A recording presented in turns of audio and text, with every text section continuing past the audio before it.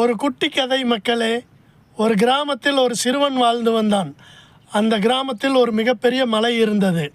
அந்த சிறுவனோ எப்படியாவது அந்த மலையின் உச்சிக்கு சென்று விட வேண்டும் என்று எண்ணி தினமும் அவன் அந்த மலைக்கு செல்ல முயற்சி செய்து கொண்டே இருந்தான்.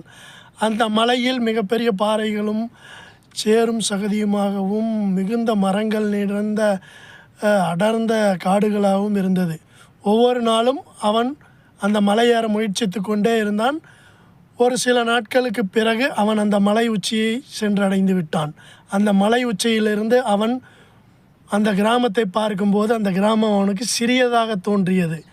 அப்பொழுது அவன் நினைத்தான், இந்த உலகில் நம் எண்ணங்களும் நம் முயற்சிகளும் எந்த சூழ்நிலையிலும் நம்மை கைவிடாது. நாம் நேர்மையான வழியில் நம் எண்ணங்களையும் முயற்சிகளையும் பயன்படுத்தினால் இந்த உலகம் நமக்கு அனைத்து நன்மைகளையும் கொண்டு வந்து சேர்க்கும் என்பதை உணர்ந்தான்.